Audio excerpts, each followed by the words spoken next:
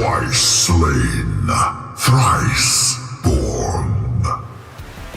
VGUs, or visual gameplay updates, exist on what I like to identify as a spectrum of faithfulness. On the extreme of one direction, you have a VGU like Fiddlesticks, which keeps everything that was present in the character's original iteration and refines it to make it a more cohesive design both in terms of visuals as well as gameplay. Whereas with other champions, it can feel like Riot basically threw out all but the name and maybe one or two ideas from the original character in favor of going nuts and creating something entirely new, as we can see in the heavily reviled Aatrox rework and the much more positively received Scion rework. And it is on this spectrum that I would say that Mordekaiser's VGU sits smack dab in the middle. While it may at first seem like a Aatrox level instance of Riot effectively deleting a champion, this VGU actually manages to maintain a lot of what was present in both of the character's previous versions, while making someone who fits much more in the modern game state. I understand these might be some bold claims to make, so I would like to go through the kits of both older versions of Mordekaiser and then compare them to what he has now, in order to provide you all with some context.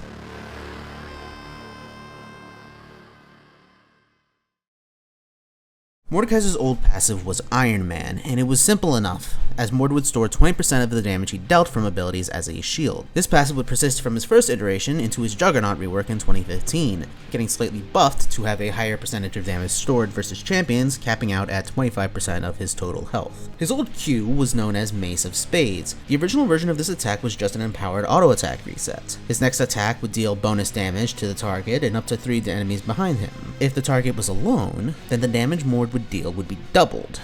With the Juggernaut rework, this ability was given a bit of a facelift, now empowering his next 3 autos with bonus damage up to 270% of his AD and 180% of his AP on the 3rd auto, at the cost of it no longer hitting multiple targets. Mord's original W was called Creeping Death, and it basically allowed him to target himself or an ally and create a damaging aura around them for 6 seconds. If cast on himself, it would grant him bonus resistances, with this effect applying to both him and his ally if used on someone else, while granting the 2 of them bonus move speed towards each other for the duration. With the Juggernaut update, this ability gained some new features. This ability, now called Harvesters of Sorrow, would only deal damage if Mord and his target were within 250 units of each other. It also had a 2-part effect, where the first activation would create the damaging aura, whereas the recast would end the aura but deal an additional burst of damage to targets within its radius and heal both Mordekaiser and his ally. They also removed the bonus resistances from this ability. For whatever reason, this version of Mordekaiser was intended to be a duo laner as opposed to the top laner he was originally, which is an incredibly baffling design decision. If Juggernauts are countered by anything, it would be kiting, so it doesn't make a whole lot of sense to design one with the express purpose of having them consistently deal with their worst matchup. The designer of this rework, the infamous Certainly T, seemed to have noticed this, and gave this ability a passive that made it so even with a support nearby, Mordekaiser would receive full experience from minions. What this meant was that Mordekaiser, at least at launch, would always be at least a level up on his opponent, and combined with a new part of his ultimate, this made it impossible for him to not become an unstoppable juggernaut by the late game. A terribly conceived ability if you ask me. Mordekaiser's E, Siphon of Destruction, was much more reserved in comparison. Mordekaiser would deal damage to all enemies in a cone in front of him. Back during his original release, all enemies hit would cause him to gain additional shielding, but when he was reworked during the Juggernaut patch, this bonus shielding was relegated to being exclusively for champions hit. And lastly, we reach his ultimate, Children of the Grave. Both versions of this ability had Mordekaiser curse a target champion, dealing damage and healing himself over the course of the ability's effect. If Mordekaiser or his team managed to score a takedown on a cursed target, Mordekaiser would summon a controllable ghost to do his bidding for the next 45 seconds, scaling up to a whopping 75 seconds with the Juggernaut update. Additionally, this ability was given a new effect called Dragon Force, where Mordekaiser's autos and damaging abilities would automatically curse the dragon for 10 seconds. Upon killing the dragon, he would summon a ghostly copy of it for the same duration as a normal ghost. Now, given that the Juggernaut version of Mord was intended to be a bot laner, this further incentivized such a playstyle, as the siege potential of the Dragon Soul was immense. Now, all this being said, were the ideas present in these versions of the champions without their merits? Absolutely not. The ideas of auto attack scaling with AP was interesting, AoE aura abilities are tried and true as solid concepts, the burst shielding from his E was nice, and the interaction with the dragon was phenomenally cool. But the original champion lacked a solid identity, so in 2019, Riot took the champion back to the drawing board and gave him the VGU he rightfully deserved. And this is where the community splits. and the consensus that Mordekaiser was given the Aatrox treatment settled in. On the surface, it does seem as though almost every part of his kit was replaced with something completely different, but the way I see it, many of the original functions that were present in Old Mord were revamped and condensed to make way for new concepts that addressed some of the glaring weaknesses of the old champion, while giving him an identity that better lined up with it being a juggernaut. First of all, let's look at Mordekaiser's current passive, Darkness Rise. This passive comes in two parts, the first being that Mordekaiser passively deals 40% of his AP as magic damage with every auto attack. This brings in the concept of his Q, where it was an auto attack that scaled with AP, and makes it so that he, as a champion who scales with AP, can still get a lot of value out of his autos while building when he should. The second part is that dealing damage 3 times, either through autos or abilities, will cause Mordekaiser to generate an aura that deals percentage max health damage to all within it, and granting him 3% bonus move speed as long as the aura persists. This condenses 2 previously established concepts, the 3-hit combo part from his Juggernaut Q, and the damaging aura from both versions of his W. While this can no longer be tethered to an ally like his old W could, it is on its own much more powerful as a result, having a theoretically indefinite duration and dealing percentage max health damage. Mordekaiser's new Q is called Obliterate. Mordekaiser slams his mace Nightfall down in front of him, dealing damage in an AoE. If the ability hits only one target, the damage is amplified by up to 60%. This is basically an improved version of his original Q, just making it a much more versatile skill shot as opposed to an incredibly situational AoE auto attack. But what about his old passive and E, you might ask? What happened to them? Well, I'll tell you. They were both condensed into his current W, Indestructible. Passively, Mordekaiser stores 45% of the damage he deals and 15% of what he takes on his secondary resource bar.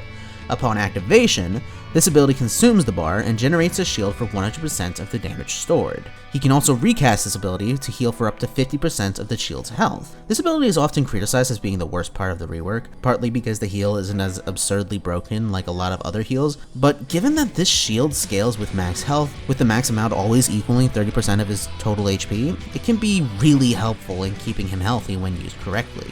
Conceptually, this ability takes the passive shield generation from his old passive and combines it with the burst shielding he got from his old E, making an ability that rewards Mordekaiser for dealing a lot of damage, while encouraging him to be in the middle of the action eating ass. Indestructible is way less situational than either of the original versions, while boasting more total shielding and even an optional heal that's taken from his old W that you can use when the fighting dies down. So that covers his old passive, Q, W, and E, meaning Ryan managed to free up a lot of real estate for his new E and R.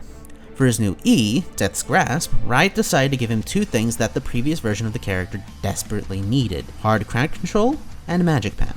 Mord, being a juggernaut, has always been weak to kiting. That's just an unfortunate aspect of the archetype's design, but that doesn't mean he shouldn't have any means of closing the distance between himself and a target. Darius has a pull, Aatrox has a pull and a dash, Nasus has one of the strongest slows in the game, Illaoi,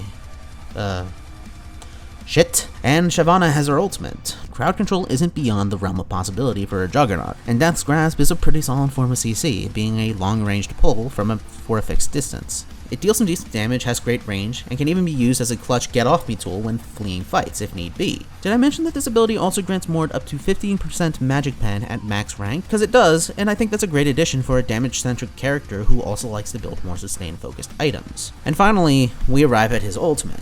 And this is where I have to make a sad concession. With the Mordekaiser VGU, the devs over at Riot decided that Children of the Grave didn't fit with the Juggernaut fantasy they were trying to achieve. This meant that while being able to steal the soul of the dragon and use it to siege your enemies was insanely cool, such a mechanic would no longer be in the game. Honestly, that's fine by me. I don't know about the rest of you, but I find the pet mechanics in this game to be immensely underwhelming. Ignoring more directly interactable units like Heimerdinger's turrets and Izir's sand soldiers, the AI on these things has always been pretty shitty. Even if taking control of the dragon was cool as hell, I do have to agree with Riot on this one. If the focus of a champ is going to be on making them wade into the midst of combat and become a 1v9ing raid boss, having said champion hide behind someone else while remotely controlling them seems to work contrary to such an identity. Not to mention it was an extremely difficult ultimate to balance, given how it turned a 5v4 into a 6v4 in an instant. So what did Riot do to compensate for the removal of such a unique mechanic? Well, they replaced it with an entirely different one. Realm of Death is probably one of the coolest ultimates in League of Legends. Mordekaiser targets a single champion and sends them and himself to an arena in the Death Realm for the next 7 seconds for the 1v1 of a lifetime. In the process, he also steals 10% of the target's max HP, their AD, AP, attack speed, magic resistance, armor, and size for the duration of the ability.